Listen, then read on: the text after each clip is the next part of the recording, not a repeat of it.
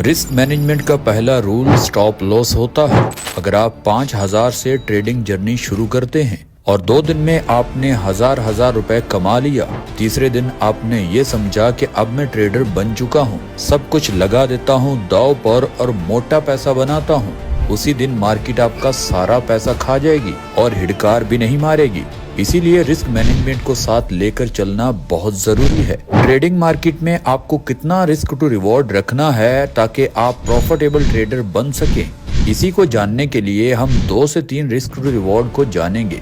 सबसे पहले हम उस रिस्क टू रिवॉर्ड को डिस्कस करते हैं जो तमाम बड़े और प्रोफेशनल ट्रेडर यूज करते हैं, यानी 1:3 रिस्क रिवॉर्ड। इंट्राडे ट्रेडिंग में इसी तरह की ट्रेडिंग मिलना थोड़ा मुश्किल होता है, मगर मिलती जरूर है। अक्सर जब मार्केट ट्रेंडिंग में होती है तो इस तरह की ट्रेड आपको मिलती ही रहती हैं। इस तरह की ट्रेड में आपको स्टॉप लॉस के मुकाबले 3 गुना ज्यादा प्रॉफिट भी होता है। अगर आपकी ट्रेडिंग एक्यूरेसी 30 से 35% भी है तब भी आप प्रॉफिट बुक कर सकते हैं और आप प्रॉफिटेबल ट्रेडर कहलाते हैं। जो लोग स्विंग ट्रेडिंग करते हैं उनके लिए ये बहुत बड़ी ट्रेड होती है। अगर आपके इमोशन आपके कंट्रोल में नहीं हैं और आप अपनी ट्रेड को मजीद सिक्योर बनाना चाहते हैं तो आप ट्रेलिंग स्टॉप लॉस लगाकर कुछ प्रॉफिट बुक कर सकते हैं और बाकी को टारगेट तक जानने के लिए छोड़ सकते हैं। अब जानते हैं 1:1 रिस्क टू रिवॉर्ड। मान लीजिए ये हमारे पास 2 सपोर्ट एरियाज थे और मार्केट बेरिश थी। यहाँ इस सपोर्ट को ये कैंडल्स तोड़ नहीं पाई और ये यहाँ से रिवर्स होती है। मार्केट में एक बुलिश ग्रीन कैंडल इस एरिया को तोड़ देती है। अब कुछ ट्रेडर यहाँ रेजिस्टेंस लाइन ड्रॉ करेंगे और इस हैमर कैंडल से ट्रेड लेंगे। इसका स्टॉप लॉस नीचे सपोर्ट एरिया के कहीं आसपास होगा। अब ट्रेड में एंट्री हो चुकी है, जितना स्टॉप लॉस होगा उतना ही प्रॉफिट होगा। इस तरह की ट्रेड 1:1 रिस्क रिवॉर्ड रेशियो की कैटेगरी में आती है।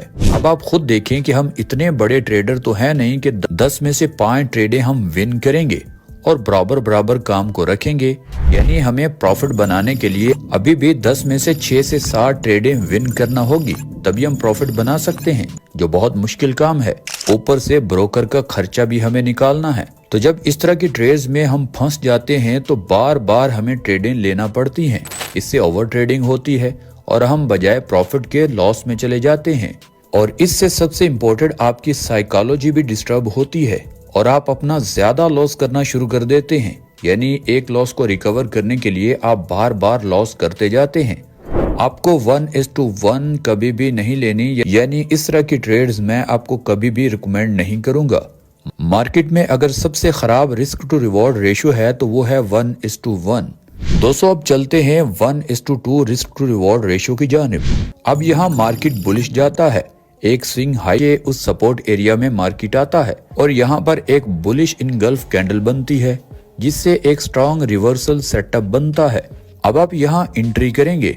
आपका स्टॉप लॉस नीचे वाले सपोर्ट एरिया के आसपास होगा और आपका टारगेट स्विंग हाई होगा। अब देखिए जितने पॉइंट्स का हमारा स्टॉप लॉस है उससे डबल हमारा प्रॉफिट है।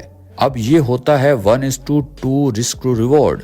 अब इसमें आपको प्रॉफिटेबल ट्रेडर बनने के लिए आपकी ट्रेडिंग एक्यूरेसी 30 से 35% होनी चाहिए। अगर मान लीजिए आप 10 ट्रेड्स दिन भर में लेते हैं और आप 3 से 4 में भी विन कर जाते हैं तो आप फिर भी प्रॉफिट में रहेंगे।